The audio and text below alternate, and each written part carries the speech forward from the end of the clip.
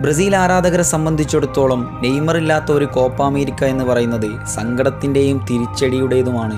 എന്നാൽ കോപ്പ അമേരിക്കയിൽ പല കളികളും പന്തുരുളുമ്പോൾ അർജൻറ്റീനിയൻ ആരാധകർ ഒരു മാലാഖയുടെ വിടവാങ്ങലിനെ സങ്കടത്തോടെ വീക്ഷിക്കാനുള്ള തയ്യാറെടുപ്പിലാണ്.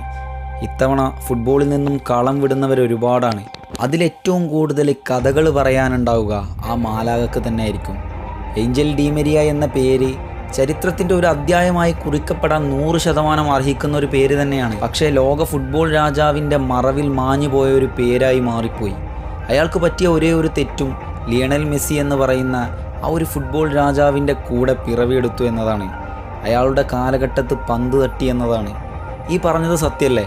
കാരണം കോപ്പ അമേരിക്കയുടെ ഫൈനലും വേൾഡ് കപ്പിൻ്റെ ഫൈനലും ഫുട്ബോൾ ആരാധകർ നല്ല രീതിയിൽ വീക്ഷിച്ചിട്ടുണ്ട്. അതിലൊക്കെ ഒരു തുണയായി വന്നിട്ടുള്ളത് ഏഞ്ചൽ ഡീമരിയ എന്ന് പറയുന്ന താരാണ്. ഫൈനലിൻ്റെ നിറവേദികളിൽ ഇത്രമേൽ അനുഭവങ്ങൾ നെയ്തെടുത്തവൻ ഫുട്ബോൾ ലോകത്തുണ്ടാവില്ല.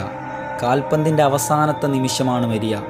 ഏതൊരു സാഹചര്യത്തിലും പന്തിനെ വലയിലെത്തിക്കാൻ കഴിവുള്ള ഒരു അസാധാരണ പന്താട്ടക്കാരൻ. പലരുടെയും നാമങ്ങൾ അർജൻറ്റീനിയൻ ആകാശനീല ജേഴ്സിയിൽ വാഴ്ത്തപ്പെടുമ്പോൾ മറന്നുപോകുന്നൊരു പേരും കൂടെയാണ് ഏഞ്ചൽ ഡീമരിയ എന്ന് പറയുന്നത്.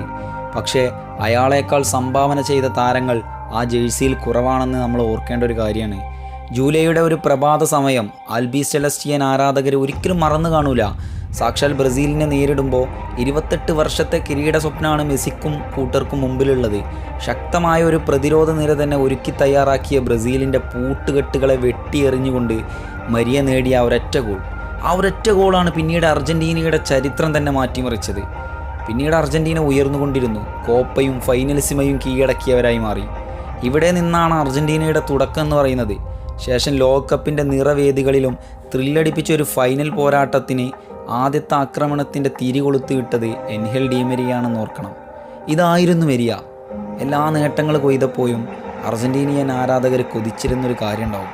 2014 വേൾഡ് കപ്പിൻ്റെ ഫൈനലിലും പന്ത് തട്ടാൻ മരിയ ഉണ്ടായിരുന്നെങ്കിൽ ചിലപ്പോൾ ആ ഫൈനൽ മാറി മറിഞ്ഞേനെ. അവസാനം ഇതാ ആരോടും ഒരു പരിഭവവും കൂടാതെ പലരെയും സങ്കടത്തിലാഴ്ത്തി അയാളും കളം വിടാൻ ഒരുങ്ങുന്നു.